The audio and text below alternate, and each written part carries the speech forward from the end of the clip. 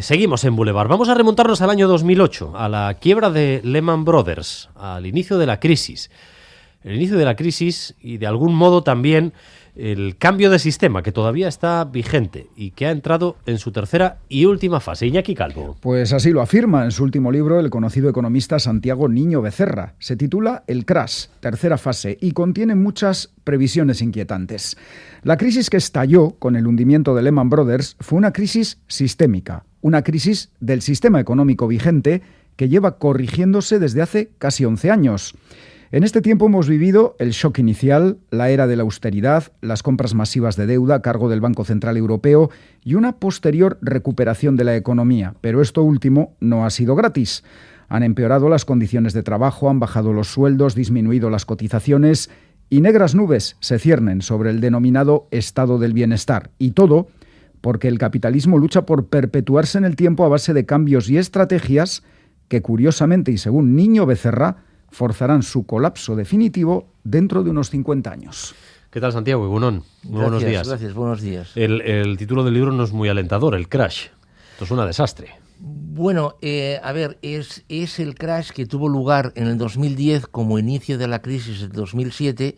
Como muy bien antes se ha explicado, hubo una fase de que se pensaba que, luego otra fase de inyección de dinero masivo, lo que yo llamo las anfetaminas, las anfetas, y ahora se ha llegado a un final y ahora ya es la definitiva, la tercera fase. Y aquí ya, en esta tercera fase yo le llamo la fase del despertar.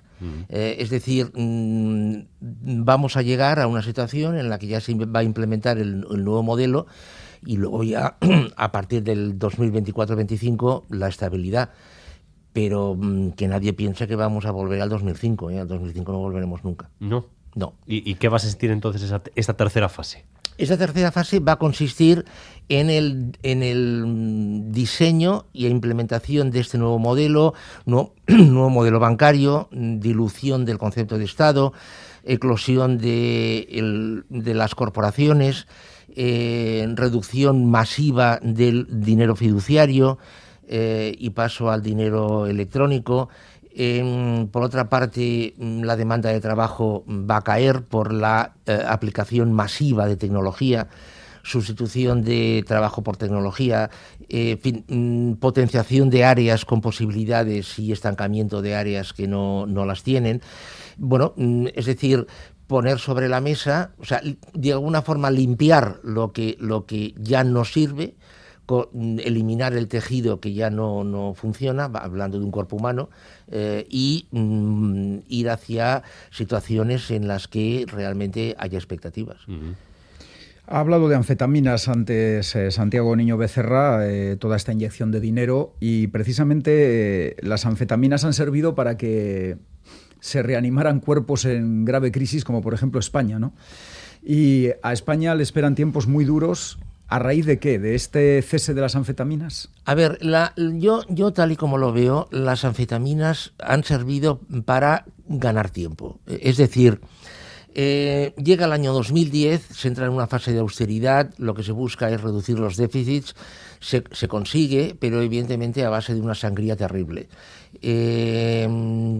Recordemos que las primas de riesgo se dispararon, el euro entró en una fase realmente muy peligrosa, en Japón se iba hacia un continuado estancamiento. Entonces lo que se hizo fue una cosa que es muy simple, darle a la maquinilla de imprimir billetes, pero ya sin maquinilla, o sea, simplemente con un ordenador. Es decir, el dinero fueron bits de ordenador, ¿no?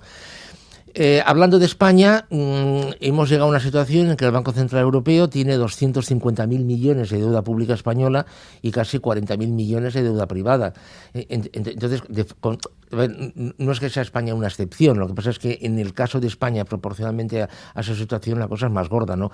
Pero con Francia pasa lo mismo, con Holanda lo mismo, etcétera, etcétera, ¿no? Entonces, claro, esto ha llegado a un punto en que físicamente no es sostenible. Antes, usted lo ha comentado, ¿no? estas anfetas han servido para reanimar a un cuerpo que estaba, bueno, pues agotado. Sí, pero también sabemos que no se puede estar inyectando anfetaminas de forma continuada a nadie, ¿no? Y hay que desintoxicarse, ¿no? Evidentemente. O sea, estos años de pretendida bonanza que todos los políticos, todos, aquí el color no importa, y de todas partes han servido para que dijeran que la crisis había acabado. Eso es falso, la crisis no se ha acabado. Lo que pasa es que se ha camuflado porque la economía ha estado dopada totalmente. Entonces, claro, ahora viene la fase de desintoxicación, lo que yo llamo el despertar, y evidentemente va a ser complicado. Ejemplos ya estamos viendo. O sea, esto de todas maneras a la calle aún no ha llegado totalmente. Ahora estamos más a nivel macro, ¿no? Esta guerra tecnológico-comercial entre Estados Unidos, China y tal. Por otra parte, estamos viendo cómo el modelo bancario se está reconvirtiendo. Estamos viendo cómo en el automóvil también se están introduciendo cambios. Chrysler y Fiat se fusionan. ¿Quién lo iba a pensar hace unos años, verdad? Sí, pero es que no solamente eso. O sea, es también la alianza que Chrysler-Fiat va a llegar con Renault, Nissan, Mitsubishi. Es decir, esto se va a crear un megamonstruo a nivel...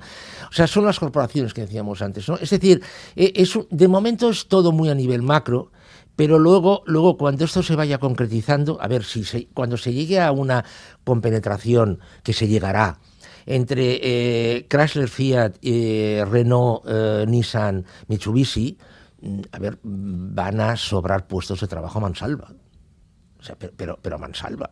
En el modelo bancario lo estamos viendo. ERE de la Caixa, ERE de el Santander, el BVA está en un ERE. Lo que pasa es que lo hace más por fases, ¿no? O sea, estamos llegando a un cambio de modelo. O sea, entonces, claro, todo esto gira en torno a que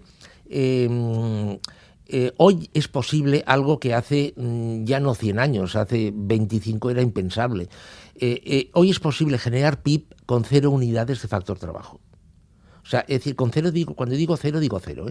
Entonces, claro, hasta ahora sí que estábamos viendo que cada vez se necesitaban menos trabajadores, porque la tecnología y la organización que conllevaba esa tecnología hacía posible que se redujera la demanda de trabajo, pero es que hoy la demanda de trabajo está cayendo y va a seguir cayendo en vertical. Con lo cual, bueno, es que ejemplos hay la tira. Yo invito a los oyentes que cuando acaben el programa entren en YouTube, en el buscador pongan impresión de edificios, y es que ya hay tecnología para imprimir edificios. A base de producción aditiva, ¿no? Lo que se llama la producción aditiva. Es decir, ¿qué hace falta para eso? Pues una impresora brutal, enorme, monstruosa, que la llevan 2 personas y que imprime un edificio. Entonces, claro, a partir de aquí es que la Post francesa tiene un plan para en una serie de oficinas estratégicas instalar una impresora y que las personas vayan allá a imprimirse piezas que les manden. Por ejemplo, se rompen las gafas, una patilla de las gafas, resulta que yo esto lo comunico al fabricante, el fabricante sabe qué modelo de gafas tengo, me envía el software, yo voy a la Post, me imprime la patilla de las gafas y solamente necesita, que lo puedo hacer mismo, con un tornillito la instalo. Claro, es que esto que hemos dicho aquí en 2 minutos tiene unas implicaciones económicas, financieras, sociales, industriales brutales. Sí, está hablando de una destrucción masiva de puestos de trabajo. Bueno, la tecnología... O de trabajos más pequeños, que esa es otra de las claves, ¿no? Trabajos... Trocitos de trabajo, como dice en el libro. Sí. De hecho, la tecnología hoy actualmente, ya esto está asumido, que por cada puesto de trabajo que genera, que además son evidentemente puestos de trabajo de alto nivel, alta cualificación, etcétera, destruye entre 5 y 7 puestos de trabajo. Entonces, claro, la pregunta es, con estas personas, ¿qué se hace? Es decir, un ingeniero en telecomunicaciones puede reconvertirse a diseñador de redes, pero un albañil, ¿en qué puede reconvertirse? O sea... O una persona que está en una cadena, al final de una cadena de ensamblaje de automóviles, ajustando los faros. O sea, ¿en qué puede reconvertirse? Claro, esta es la pregunta. La pregunta que nadie plantea, de la que nadie habla, porque evidentemente es muy dura. Y algo más terrenal, ¿las pensiones?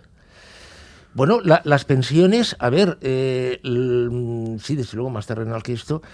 A ver, las pensiones, aquí sí que hay una clara voluntad por parte de los políticos de negar que existe un problema con las pensiones. La última... Claro, con la prima de riesgo se intervino inmediatamente, pero con las pensiones sí, están dando vueltas en círculo. A ver, la señora Nadia Calviño, la señora Nadia Calviño, ministra de Economía en funciones, hace 2 días, en unas declaraciones, dijo más o menos que era demagogia. No dijo, estas no fueron sus palabras, pero más o menos vino a decir que era demagogia decir que las pensiones estaban en riesgo. Las pensiones, señora Nadia Calviño, si me está usted oyendo, usted sabe perfectamente que están en riesgo. Por 3 motivos. Cuando se puso en marcha el sistema de pensiones, se hicieron 3 supuestos. Pleno empleo del factor trabajo, salarios crecientes e indexados a la inflación y esperanza de vida tras la jubilación de como máximo 10 años. Hoy no se está cumpliendo ninguno de estos supuestos. Es decir, no es un tema ideológico, como a veces se ha querido decir. Las pensiones, tal y como las hemos conocido, no son sostenibles.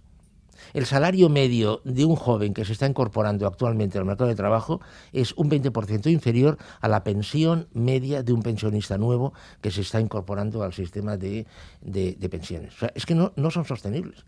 Además, la administración del sistema de pensiones es muy simple. O sea, el pagador de pensiones, cuando llega a final de mes, abre el cajón y dice, necesito 9.000 millones. ¿Los tengo? Vale, pago. ¿No los tengo? Pide un préstamo. Antes se echaba la mano en la hucha de reserva, la hucha de reserva ya está prácticamente agotada. Hoy, el año pasado, las pensiones, la Seguridad Social pidió al Estado un crédito de 10.000 millones de euros. Este año el Estado va a volver a pedir otro crédito de 10.000 millones de euros. Las pensiones que hemos conocido no son sostenibles. No son sostenibles. Entonces, claro, ¿qué va a pasar? Bueno, pues lo que va a pasar, entiendo yo, es que se va a ir adaptando las pensiones a la recaudación que se produzca, pura y simplemente. Esto lo digo por la vía de la pensión pública, que pague el Estado, que pague una corporación, aquí no entro. Entonces, claro, ¿qué alternativas tienen a las personas? ¿Qué alternativas tienen las personas?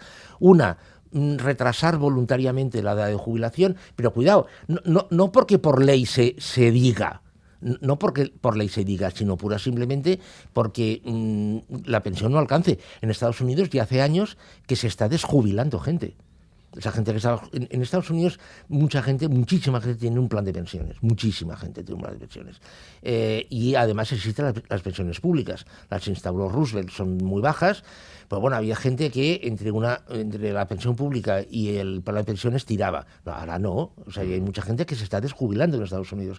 Entonces yo opino que la edad de jubilación se va a retrasar, pero no porque lo diga el Estado o porque lo diga la Seguridad Social, sino porque las personas van a percibir que necesitan, desde una perspectiva de ingresos, de renta, continuar trabajando. Y por otra parte, entiendo que se va a adecuar el importe de la pensión, llámele pensión, llámele renta mínima, llámele como quiera, a lo recaudado.